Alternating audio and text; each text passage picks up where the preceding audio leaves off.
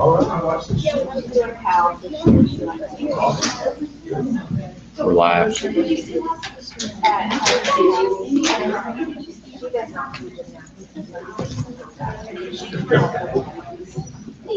We tried it and then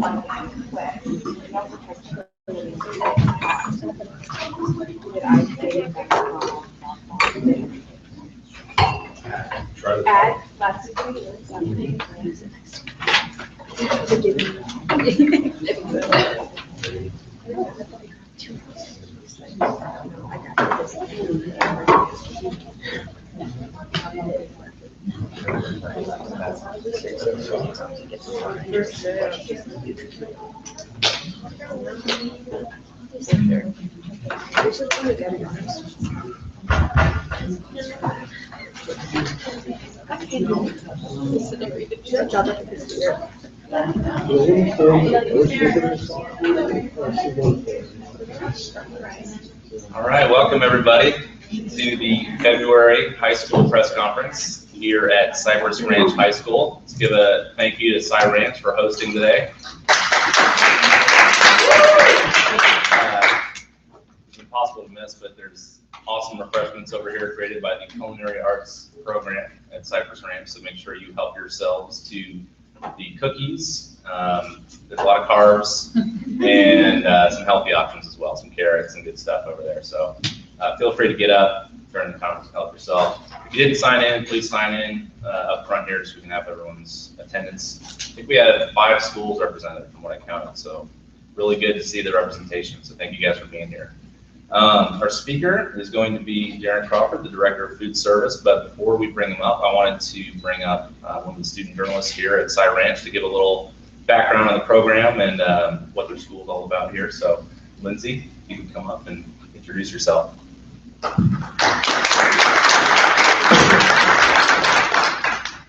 well, hi everyone. Thanks for coming out. I really appreciate you guys coming to support us here at our first press conference at Cy Ranch. My name is Lindsay Collier. I am the editor of our school's newspaper, the Mustang Messenger. We do have an online newspaper at cyranchnews.com if any of you guys want to check us out and see what we do. Our journalism program is very well developed here at Cy Ranch. So we say that we're small, but we're mighty. So our newspaper staff has about 6 or 7 people in it right now, 4 people full-time in the class and 6 people working outside. And so we really have to spread ourselves a bit thin and work really hard. And I feel that our staff members do a really good job at that. So we are online, like I said before, and our yearbook, the Stampede, also has a small staff, but again, they work very, very hard. In years past, we've gotten many awards for our yearbook. Our photography is fantastic in our yearbook, and the writing is awesome as well. And, so we do have our journalism students here as well as our newspaper and our yearbook staffs, and we're very well represented here, and I'm very proud of our program here. I have been on the staff for about 3 years, and I've been able to watch our newspaper program grow from something that was just starting out online, something that wasn't very big, into what it is now, which is still not as big as I would like it to be, but it's very, very well written and very well photographed, which I'm proud of. And so I would love to welcome our guest today, Darin Crawford, the CFISD Director of Food Service.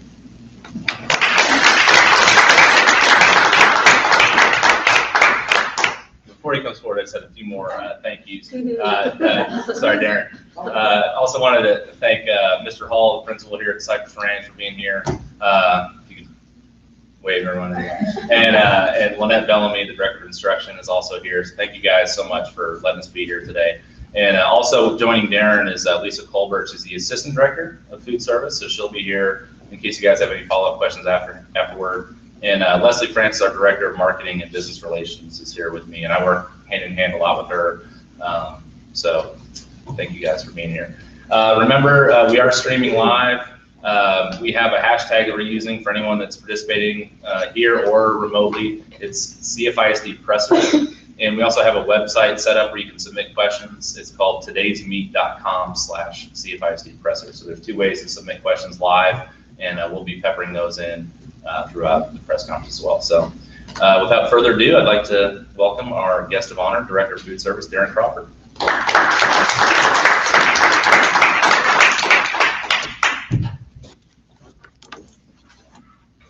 thank you all for coming. Thank you for the very warm welcome. I hope you'll be as warm to me after we finish hearing the talk. I wanted to have a press conference, kind of the way this came about. I was talking in the district communication meeting about some changes that are going to have to occur in our food service program. And I told Joel, I said, I would love to find a way to kind of push that out to students. And he said, great, in a week and a half I have a press conference and I need a guest. So here I am. The changes really involve condiments. And I'll kind of give you a little bit of backstory on that. Our program, the National School Lunch Program, is federally funded. So really our funding is based, it's about half and half federal money, which is in the form of reimbursements and commodity foods. And the other half is on food sales. So it's about a 50-50 split. Roughly each year it's about $30 million in federal money that we get. With that $30 million, there comes a lot of regulations. Right? If I had printed them out, it would be about this tall. And it really is federal legislation. So when I talk about stuff, I always kind of joke and say, it's the law. But really, it is the law. So the way the program works is every 5 years, we are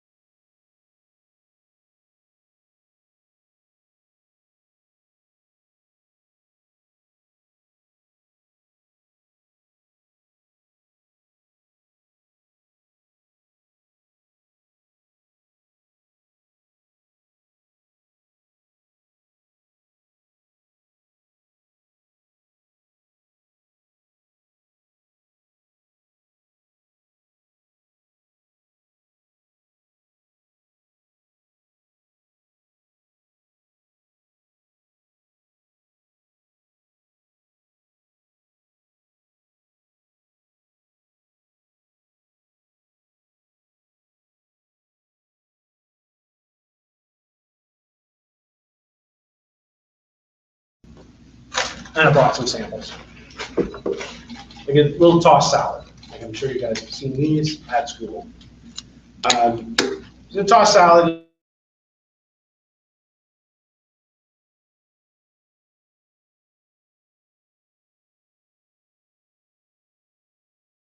So we serve that with ranch. In fact, we serve a lot of things with ranch. It's kind of ironic that the press conference is here at ranch, because that is the ranch. So lots of things we serve with ranch, like baby carrots. Again, that's about a 75-calorie pack of baby carrots. That gets served with ranch. We make homemade ranch at our food production center. Food production center, we have these big giant kettles. They're about 200 gallons apiece. We do 2 kettles at a time with ranch. And we do that twice a week. So about 800 gallons of ranch that goes out to the schools, because those of you who eat in the cafeteria, I'm sure you have, or you've seen people who will just take the jug of ranch and just fill up one of the little cups. And ranch is good on pizza, it's good on the salad, it's good on sweet potato fries. We just rolled out red beans and rice a couple weeks ago. I saw somebody actually put some ranch in red beans and rice, which is a little odd. That someone is actually in the back of the room there. That's our dietitian. But my point is, people use ranch, maybe not just as a salad dressing. Well, according to the law, if we're selling you a salad and the salad comes with ranch, we have to look at how much ranch. So we really have to regulate the ranch. So one of the pieces of the law is about percentage of fat. So anything like 30% of the calories, that's the max that can come from fat. So remember I said there are like no calories pretty much in the salad. So if you have any fat, it's going to exceed that 30% threshold, which is silly, I think. But that's the reality of it. You know, 1 gram of fat is going to kick this over. So for that reason, we can't any longer use our homemade ranch, because although it is a low-fat ranch, it has some fat and enough to kick that over. So we're going to have to switch to a package of fat-free ranch, and 1 package. So if you get a salad, you get 1 package of ranch. If you get baby carrots, you get 1 packet of ranch, because if you have 2 packets, that would be over the limit. And so according to the federal law, that wouldn't be a healthy snack for you. That would be, but that is too much. So the thing about that is really weird, or again, I find weird. So this, not healthy. This, some reduced fat Doritos, healthy. You can buy that if you need it. If you wanted to buy 10 packages of that, you could buy that. You could get some chili cheese Cheetos Fantastic, a couple of bags of Lay's. You could get all of this, and that's okay. That meets the law. Would be healthy, but again, that and 2 packs, not healthy. So it is silly. And it's trivial, but it's the law. And again, there's $30 million hanging in the balance. So what we actually had to do was go through every item that we sell and develop a little spreadsheet that has item and condiment. So we're going to be implementing that in March. I can make sure and get all the copies of that.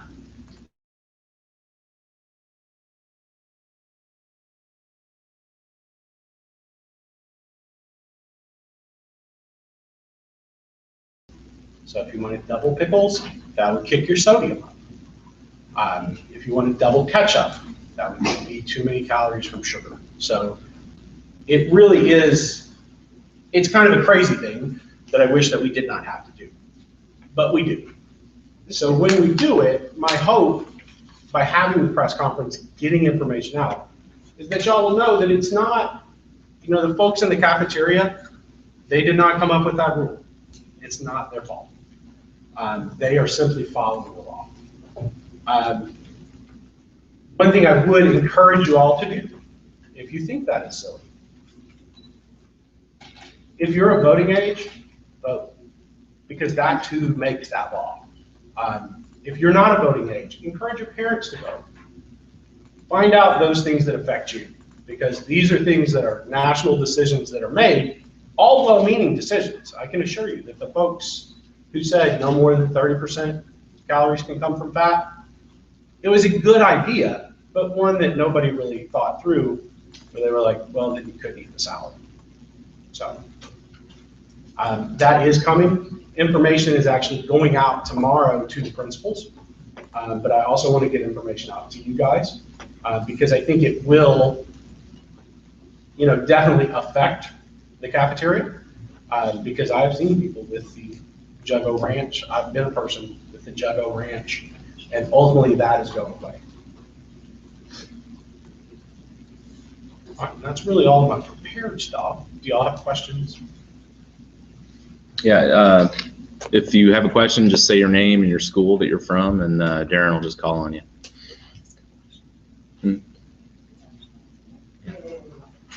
Hi, I'm Tamiris from Jersey Village High School. I was wondering, what sets apart our food service department from others? Okay, food service is funded separately. So that is really the big distinction in food service from the district. The district has a budget, and that budget comes from state money and local property tax money. In food service, we're entirely self-funded, so our money either comes from federal reimbursement or from students' purchase items or adults' purchase items.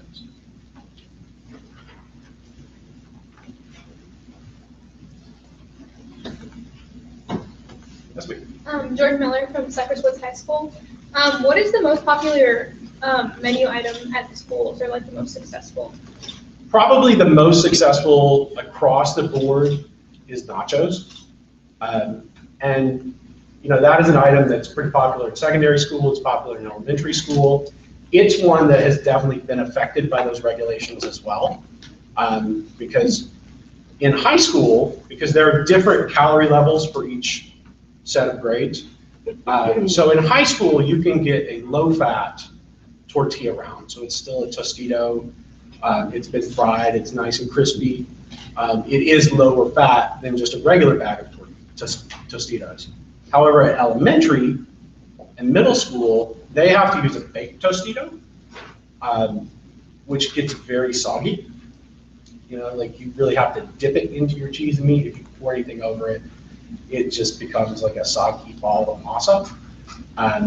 So that is again a case where, are nachos healthy? Actually, it's low-fat meat, it's low-fat, low-sodium cheese sauce, it's a low-fat tortilla, and if you complement it, with a salad, with a piece of fruit, with some low-fat milk, then as a complete meal, it becomes healthy. But even with the changes that have affected that, it's still a very popular item. Okay, my name is Sujeen from Cypress Woods. I was just wondering, how would you change, like what changes would you make to the menu or whatever to make lunches more healthy? Specific changes that I would make would be incorporating some low-fat items with the vegetables to make the vegetables more palatable. One of the things, and thank you for the culinary arts department for doing what you did, I appreciate that. One of the things I asked them to do was like some low-fat vegetable items. So over there they've got some carrots with some ranch dip. So like if you give kids carrots with some ranch, they'll eat the carrots. If you give them carrots without the ranch, some kids will eat the carrots, but not as many kids will eat the carrots. And I think, and research shows, that getting them to eat the carrots, that should be the goal. If it takes a little bit of fat to get them to do that, a little bit of fat isn't going to hurt. Certainly that fat level should be controlled, but that goes for fresh vegetables. It also goes with cooked vegetables. If you had green beans or corn, well, if there's a little bit of butter on them or a little bit of fat, it makes kids consume them. So I think that's the direction, really looking at the healthiness of the meal, is again, looking at that complete meal and not just the one item. What's John Barjon from Cypress. What is the financial difference between buying like prepackaged ranch or compared to like making your own ranch? That's a good question. The prepackaged ranch is more expensive. However, once it goes to a portion control situation and we're serving less, the cost is probably going to even out. It may even become less expensive. Again, though, I would prefer to spend the money on a low-fat ranch that we make and that people will enjoy. And again, get them to eat the fruits and vegetables. But I think, on the surface, this is more expensive. Once it is controlled, it'll become less expensive. Yes. Hi, I'm Lauren Washington from Langham Creek. I know this isn't something that happened recently, but you know how they implemented the thing where you have to take like a fruit or vegetable? Yes. I see a lot of them go to fruits. How do you feel about that? I have mixed feelings on that, so I'll give you a little bit of my philosophy on this. When Healthy Hunger Free Kids Act was enacted, that was the big change. You have to take a fruit or a vegetable. I really looked at that as like a 12-year project. You know, kids who are in high school or kids who are in middle school, they might take the fruit or the vegetable and immediately throw it away. Kids who are in elementary and they're very young, you know, when it starts when you're in kindergarten, where that just becomes part of your day. If you have a meal, it has a fruit or vegetable. It's going to make an impact on them. It's going to take a long time before that impact is felt, and it's going to be very expensive. The trade-off on that is, if kids learn those lessons early, then ultimately healthcare should go down because you'll have less diabetes, less high blood pressure. So that was the philosophy behind it.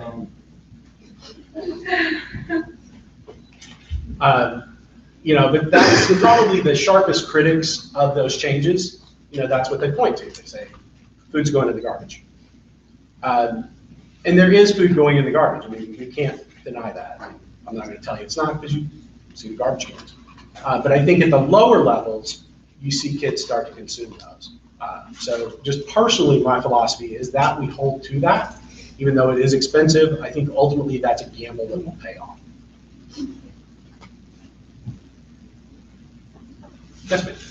Hi, I'm Lonnie Canada from Langton Creek, and I was just wondering, aside from the food regulations that might change the food, what kind of thought process goes through when you get rid of a certain food and then replace it with a different one?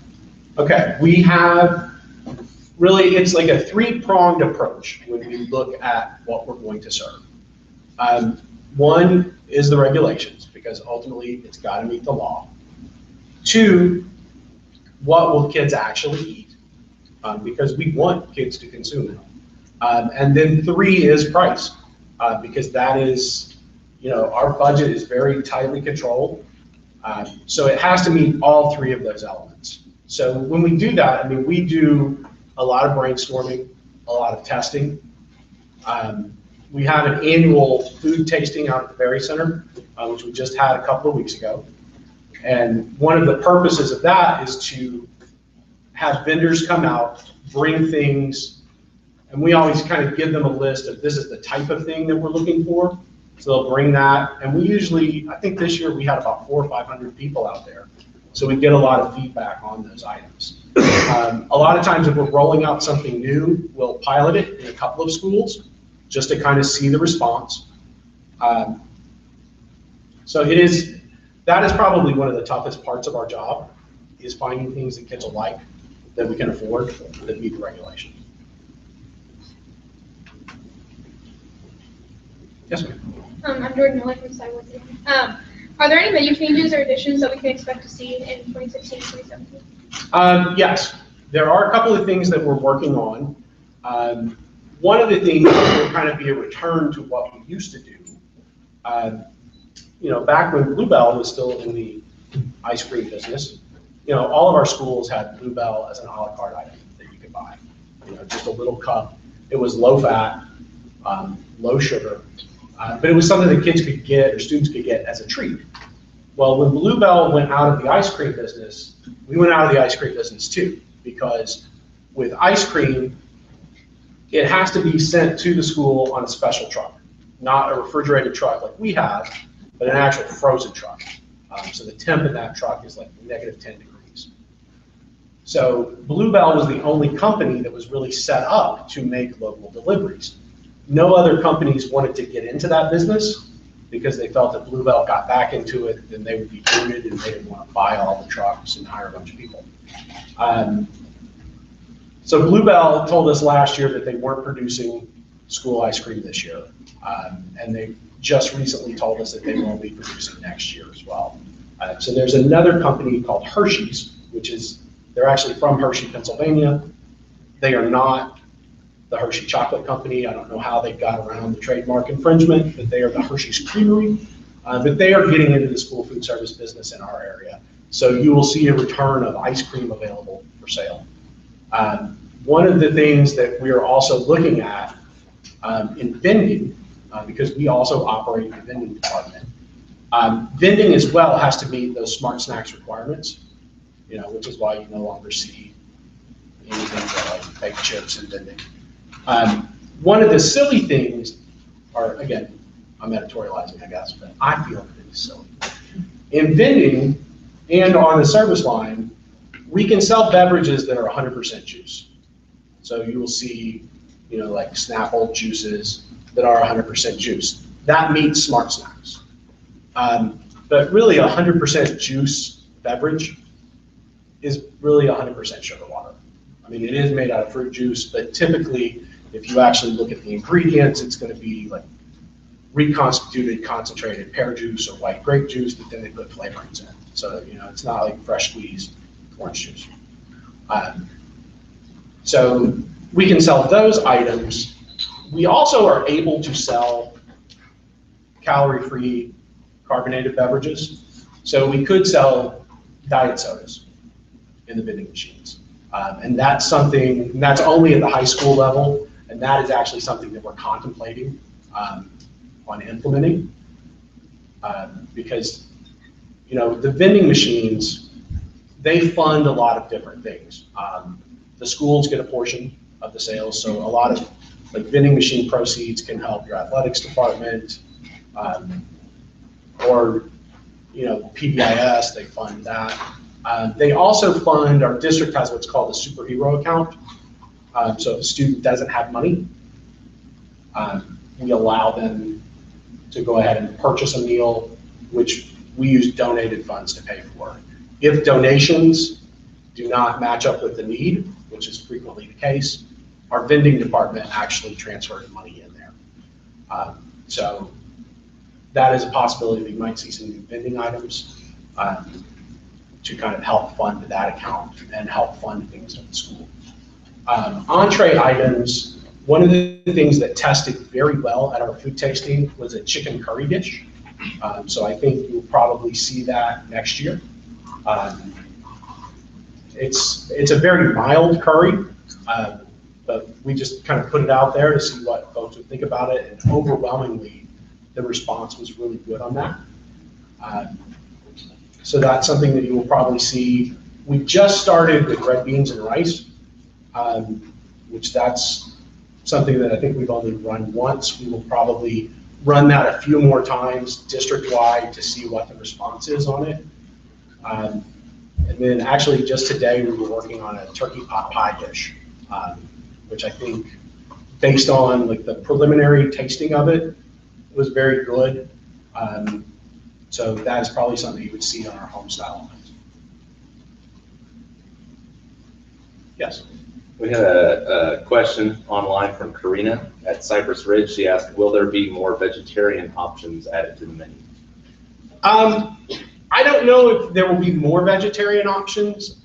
We always have some vegetarian options that are available every day. A few years ago, we had some students at Creek who had a vegetarian club, and they worked with the food service department really saying, we need vegetarian options. So, like at the high school level, there is always every day a cheese pizza. There's always a hummus lunchbox and a yogurt lunchbox. So we always at a minimum have 3 vegetarian options.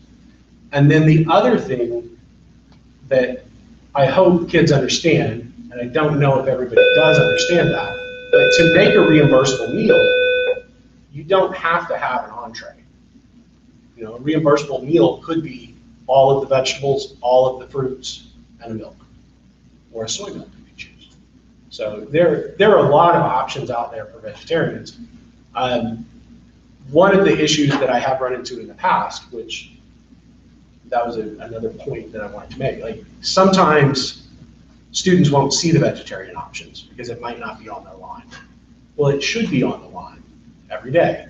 So if you have an issue with something like that, ask to speak to the manager. Do just as if you would do if you were in a normal restaurant. And that's really a piece of information that I do want to get out there to let students know that that's an option for them. Because one of the things that I see repeatedly, because Joel emails them to me, a student will have something wrong with their meal. You know, they are dissatisfied in some way. So what I would prefer is that they go to the manager and say, excuse me, I had a problem with my meal. The manager would replace the meal, take care of the problem, let me know about the problem. What happens a lot nowadays is, and oh, I'm really good with the phone. No, students will take a picture, post it to their Instagram, which doesn't help to solve the problem, because then Joel emails it to me, we try and figure out where the kid is, what the problem actually is. So one thing that I hope is a takeaway for all of you, if you have an issue, there's a whole staff of people there who would love to take care of your issue. Yes? I'm a community leader from the Cypress branch, and my question is, in your opinion, what is one of the worst foods you serve and probably where the best? The worst food that we serve? This is really a loaded question, but I'm gonna go on record and say it is probably gonna be our new ranch. It's a tasty food, but when this comes out next month and you get a chance to look at the ingredients, you'll see it is not a clean label. And that's one of the things that we strive for. Like, going to this packet of ranch, it was an agonizing thing, but like, we had to do it to comply with the law. Because the ranch that we had before was a really good product, we made it in-house. So yeah, we in the office are very big on clean labels, so this is not something that I'm thrilled about. As for our best product, I really think our best product is our cinnamon roll. We make those in our bakery. They are whole grain, they are low fat. This year we drastically reduced the sugar by cutting down the amount of drizzle that was on top, but it's still, I mean, it's a nice cinnamon roll. We make them in batches of like 35,000. Where my office is, the bakery is right below it. So on cinnamon roll day, when they're making it, the whole office smells like cinnamon. So yeah, that's what I'm really proud of, are the things that we do in our kitchen that are a homemade ingredient. You know, I mean, it's a homemade product, and I think that when I was asked earlier about what our most popular item is, and I said nachos, that would be lunch. Hands down, cinnamon rolls are our most popular. We serve, on a normal day, we serve about 30,000 for breakfast, and on cinnamon roll day, it goes up to 35. You just see it spiking. Yes? I'm Chloe Crawford from Cypress, and you keep talking about homemade items, like who makes them? Okay, at the Food Production Center, which is on Perry Road, we have, it's a large, huge kitchen. So we have about 150 people who work there. There's a day shift of about 100 and then a night shift of about 50. They make all of our baked goods. So like cinnamon rolls, dinner rolls, breadsticks, kolaches. Those are all made there from scratch. All of our prepackaged salads, we make those there. The hoagie sandwiches, we make those there. Really anything that you see in a package that doesn't have branding on it is made or assembled there. The other thing, the component of what is done there is it's called cook chill, which is a type of cooking where we have these huge kettles. Excuse me. And so we make ingredients in bulk there. Some of those ingredients come together as a finished product, and some get shipped out to the schools to be cooked. So for instance, lasagna. If you have lasagna at school, somebody in our cook chill facility made that meat sauce, 200 gallons at a time. Once it is done, and it's all temperature controlled, it's a great system. Once it is finished, we cool it down in the kettle, which there is a jacket around the kettle that we flood with ice water. That cools it down enough to get it into 1 gallon bags. Those bags are sealed, they go in this big tumble chiller, which is about the size of this stage and about as tall as the ceiling. It's filled with ice water, and they tumble around in there. to get them to a safe temperature. Then they go into a big walk-in cooler, and then they're shipped out to the schools in refrigerated trucks. So yeah, the food production center is really something that is different in our district than in a lot of districts. It's been around since 1986. It's been expanded a couple of times, and we're replacing this summer that whole cook chill system because it was original to the building in 1986. Yeah. Hi.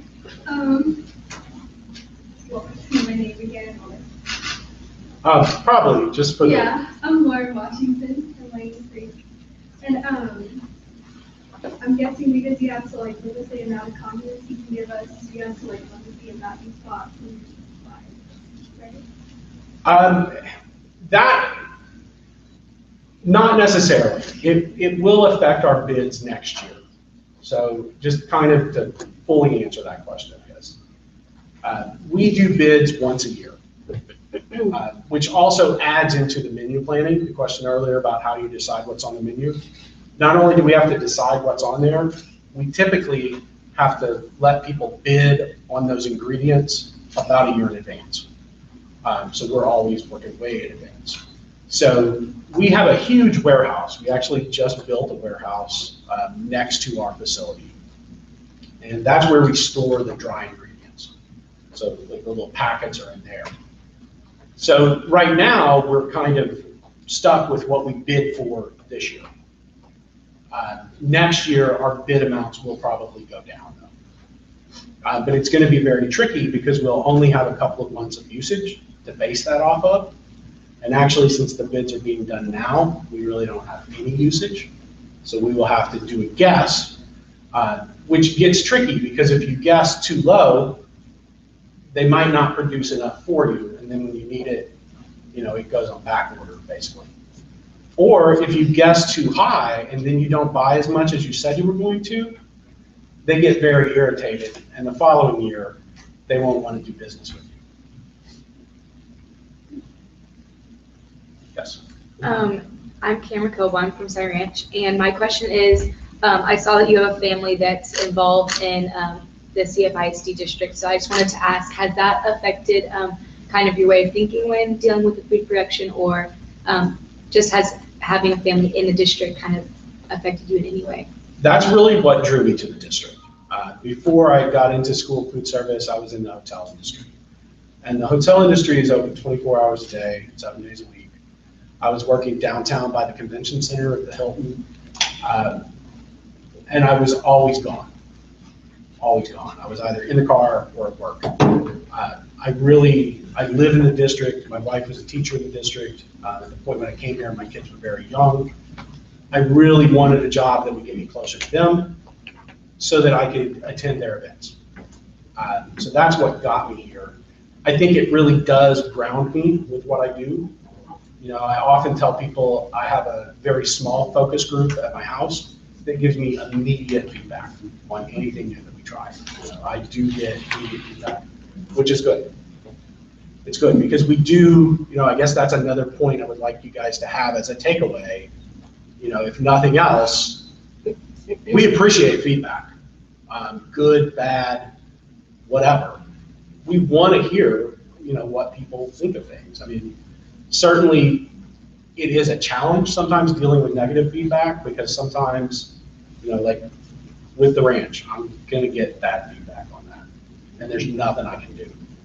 But there are things where we get feedback, and then we can actually make a change and improve something based on that. Yes? Sajid Hassan, Cypress Ranch. With the cutback on ranch, are salads in danger of just becoming extinct? No. No. We are going to continue to produce salads. We're going to continue to produce salads, and we're also going to continue to try and come up with a homemade fat-free ranch, which we have been since the beginning of school working on that. One of the folks at our food production center is our chef. And chef is actually a classically trained chef. He went to Culinary Institute of America. He interned in Belgium and in France. And then he, like me, was drawn to the district because he had kids and he wanted, a lifestyle where having kids doesn't interfere with your job, where it's in fact a part of your job. So he's been working on getting a fat-free ranch. And really what the main ingredients of that are fat-free buttermilk and fat-free Greek yogurt. The issue that we've run into is one, consistency, both in just the physical consistency of that product, which there are products you can use to kind of tighten it up and get the consistency you want, but again, that gets away from the clean label that we're trying to achieve. And the other consistency issue is consistently getting enough fat-free buttermilk and fat-free Greek yogurt to produce it in the large quantities. That's an issue that we're working with vendors on, and hopefully at some point next year we'll be able to solve that and go back to a homemade ranch. The downside of that is even when we do, it will still have to be limited because of the calories, because even though fat-free ranch is fat-free, you also have calorie and sodium limits that you have to meet. Yes? Hi, I'm Leanna Hoffman from Church, and we had an ice cream earlier, and after I went to the long serve ice cream, and I was just wondering, like, a lot of kids buy ice cream, so what is that, include or sales? Yes. Yes. No. I mean, we will be getting ice cream back, I hope, in about 3 weeks. One of the great things about being in Cy-Fair is that we're really big. So if we want to buy something, vendors really respond to us. Because if you get the Cy-Fair ice cream bid, that's a big chunk of business. The downside of being so big is it takes them some time to actually get ready to start servicing us, because they'll need to send trucks out to 84 campuses. But yes, we want to do that. One, to help increase sales, because again, about 50% of our funding comes from sales. So it's important that we maintain that balance and we're not too heavily reliant on the federal money. And then it's also good for kids to have a treat. At the elementary schools, I got a letter the other day from a student out at Moore. He's the class president of the 4th grade. And he said that when he was running for president, his platform was popsicles back in school. And he won. And so he wrote me this cute little handwritten letter saying, okay, I've won. Now my constituents, wow, I don't think I knew that word when I was in 4th grade. But my constituents want to know where the popsicles are. So next week, I'm going to be going to meet with their student council and explain to them that while I can't get them popsicles right now, I can give them my turn. So hopefully, that'll make a difference for him. Yes? I'm Jordan Miller from Cypress. I knew that. Where does the extra food go that goes unsold? If it goes to waste, is there any way that you could put it back into the Houston area by giving it to food pantries or homeless shelters? That is one of the biggest challenges of our department. Initially, the federal regulation said no. The food that is part of the federal program can only be used for students, which is why you'll see signs, you can't take anything out of the cafeteria, you can't take anything home. Because that food is really designated for students. As a result of some of the plate waste studies that have been publicized, USDA, or U.S. Department of Agriculture, they're the ones who oversee our program. They have mentioned that they are looking at that, at some way for food that is not consumed to actually be used and donated, which we would like to see that.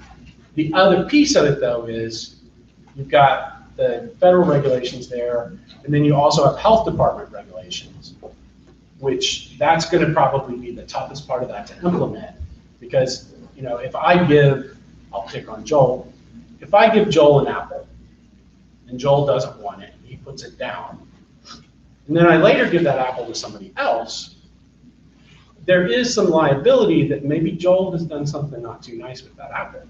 And so whose liability is that? Is it Joel's or is it mine? And the health department will really have to weigh in on But that is, that's probably the saddest part of the job, is knowing that there are hungry people in Houston and knowing that there's food that's being thrown away and not really having the solution of what can I legally do with that.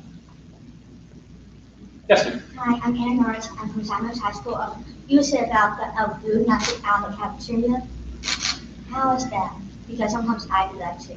Well, I'm actually glad you mentioned that, because you can, if you are going to consume it at school, and again, this is how crazy and specific the regulations are. If you're going to consume that food at school, it's perfectly legal for you to put it in your backpack, in your pocket, use it as a snack later in the day. Or how about going to class with it? Yes, absolutely. Now, if you took it home, technically we would be in violation, but I wouldn't know that you took it home. So if you're taking it for your use, it's okay. It's perfectly acceptable. But, again, in a technical sense, if you took it home and then an adult ate it, well, that food wasn't meant for an adult. So it would be against the rules. But that's an unenforceable. Is it like for classes, like if I'm, okay, so I'm at lunch, after your lunch. If I see my food that not finished, can I take it with me to my class? Absolutely. Absolutely. Because we want to make sure that you do get to eat the food that was meant for you. Yes. Hi, I'm Lindsay Collier from Sky Ranch. You mentioned earlier about the lunch superhero program. Yes. That you guys run. Can you tell me a little bit about what kind of impact that program has had on the community? I really feel it's had a huge impact. I mean, every day, I'm going to throw a ballpark number out, but probably 200 or 300 kids in Cyfair get lunch through that program that if it weren't there, they may or may not get lunch.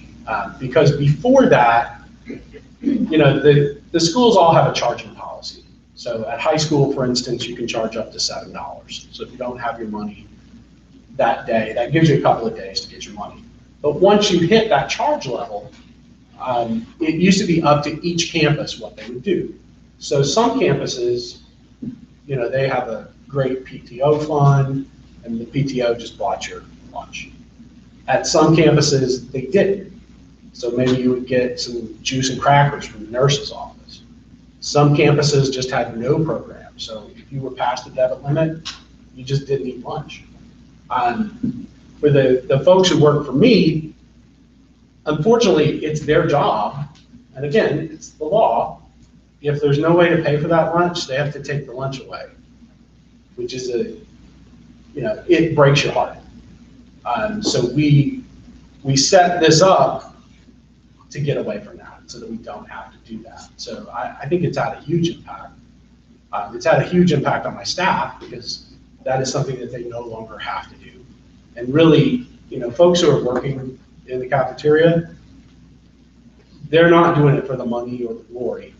They're doing it because they love kids. So to have to take a tray away from a kid is a horrible thing.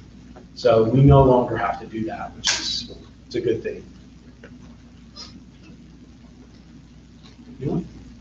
Yes.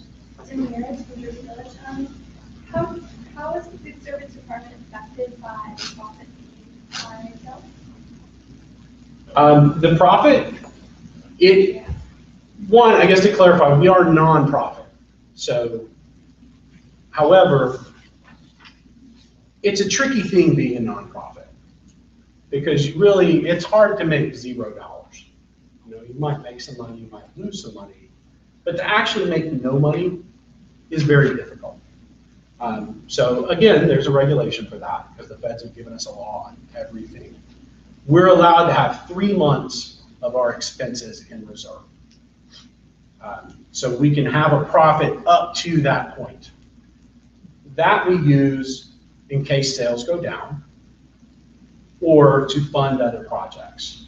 So for instance, the warehouse that we just built, that was built with food service funds. So it was about a $10 million project. And instead of using bond funds or locally generated funds, we were able to use money that was in reserve to do that. For us, it is a little tricky being a large district because by law, we're only supposed to have 3 months of operating expenses in reserve. That's not enough to cover a big project. So it does get a little tricky trying to maintain that. That was one of the reasons for building that when we did, was to get that balance down. But certainly, sales of a la carte items, they definitely help us because the federal money, is a small amount of money per meal, and that's tightly controlled. So you can't go to the federal government and say, hey, we'd like it to be $5 a meal give us instead of $3. However, with items that we sell a la carte, that does help us because we can increase sales there. So like when we put out ice cream, that will help the overall profitability of the department. Yes, ma'am. I'm Darin from Cypress. I would also notice recently related it from the carton milks, the straw. Why? Okay. Earlier, I spoke about the different calorie levels for each grade level, and it's not each grade level, it's each group of grade levels. So K through 5 has 1 calorie level, middle school has another, high school has another. High school and middle school have very similar menus. So the easiest way and the most sensible way to get more calories in every high school meal was to upsize the milk. So that's why we went to that. We also kind of did it as a test as well, because there's a lot of research that shows that if milk is in a jug instead of a carton, kids will drink more milk.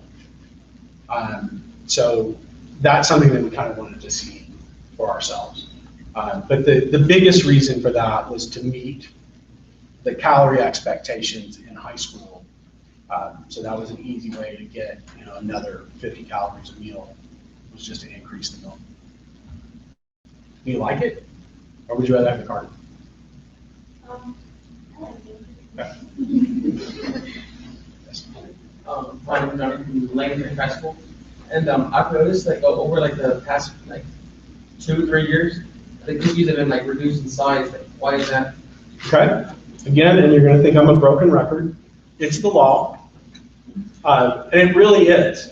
Cookies have to meet those smart snacks regulations. So one of the regulations is that if it is a grain-based product, it has to be whole wheat.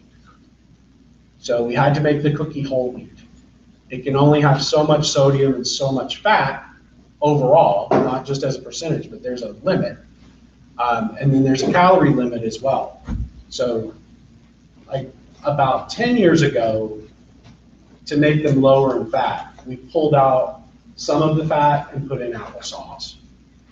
And then last year, we had to not only do that, we had to lower the amount of sugar, which meant less chocolate chips. And we had to go from white flour to whole grain flour and reduce the size a little bit. So yeah, unfortunately, it's the law. The ranch law and the chocolate chip cookie law is the same law. Yes. I'm Cameron again, and First Lady Michelle Obama, she's a big activist for health and education and stuff, I'm sure as you know. And so has that affected the way that we do things in CFISD? Yes and no. When the Healthy Hunger Free Kids Act was passed, Michelle Obama took a bad rap for that. She became the face of that. And there were lots of YouTube videos, a lot of social media stuff, hashtag thanks Michelle Obama. But ultimately, it was passed by Congress. The First Lady certainly spearheaded that and said, we need to get meals that are healthier for kids. We need to get kids more active. I think that part of the message has kind of gotten lost in the political brouhaha over kids need to take a fruit. But it was really a two-pronged approach that she was pushing, activity and healthier meals. But I think she became the villain in all of that, which, again, I think she had good intentions and it's been 30 years since I've had civics, but the first lady doesn't vote. Like Congress passed that, so I think, you know, in our program, one of the things that we see is these items become politicized because it is a federal law. So it becomes, you know, in the midterm elections, it was a huge deal. And I think it will play a part in the coming election because we're due for reauthorization again this year. Yes? Founder in Lane Creek. I might get a little political here, but is there a difference with the food when it comes like, to the political parties, like Democrat, Republican, Libertarian, whatever? I don't know. I mean, I think just generally, you know, on the whole, probably folks who are more liberal or progressive would like to expand feeding programs, which child nutrition is a part of that. But I think typically you see bipartisan support when legislation comes up, because it's very hard, no matter what your politics are, it's very hard to cast a no vote when that vote says, let's feed children. You know, it's tough for people to do that. So probably, you know, probably Democratic candidates, they might favor expanding the programs, but across the board, people are going to vote to at least give some money to feed children. Yes. My name's Annalise again. I'm from Cypress. How many calories in the hot food at Cypress? I do not have that with me. However, on our website, for every item that we sell, there is a calorie and nutrition breakdown on it. Yes. Students on Cypress, expanding on what Anna said, why isn't that nutrition info available to people to see when they come in line instead of just online? That is actually, I mean, that's something we could work on, because we are in the process of getting a new menu board system. Because the menu boards that we have, I don't know, we have 5 schools here, I guess. How many of you have menu boards that work regularly, where you can see what is actually, because we have some schools where they work all the time, some of the time.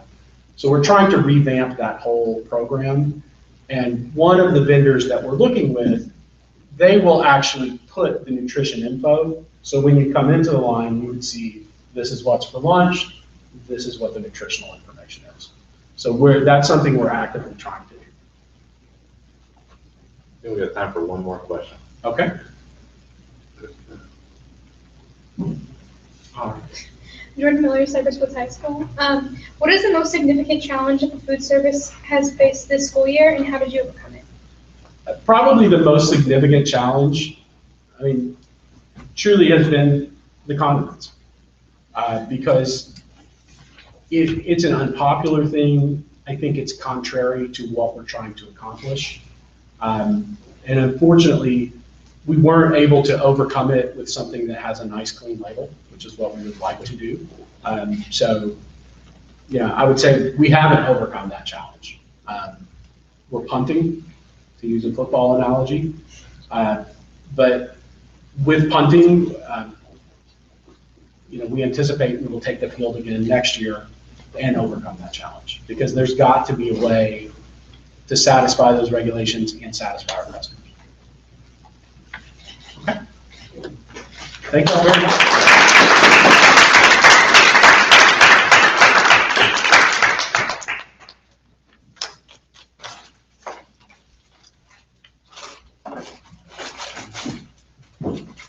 Thanks, Darin. Before Darin goes back there, we have a little gift we want to give him on behalf of the High School Journalism Network. It's a nice little mug, travel mug, if you will. Thank you very much. With our logo on it. So cool. Take that with Thank you. And I also want to thank Ms. Goyer from Cypress Ranch. She's the advisor here. Did an awesome job just putting all this together, so we really appreciate that.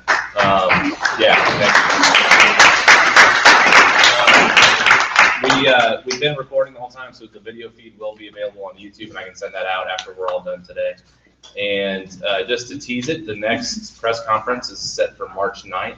and we're gonna have that at Cypress High School, and we're hoping to have Alan Fletcher, Representative Fletcher, come and speak to us. He's one of the local state reps. So with that said, Darin will be available a little bit if they have follow-up questions, and then I'd love to get a group photo with all the student journalists up here.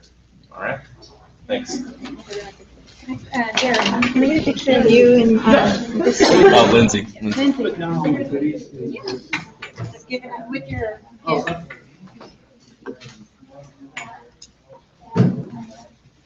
was trying to get a picture of it, but everything went too fast. But you can hand it.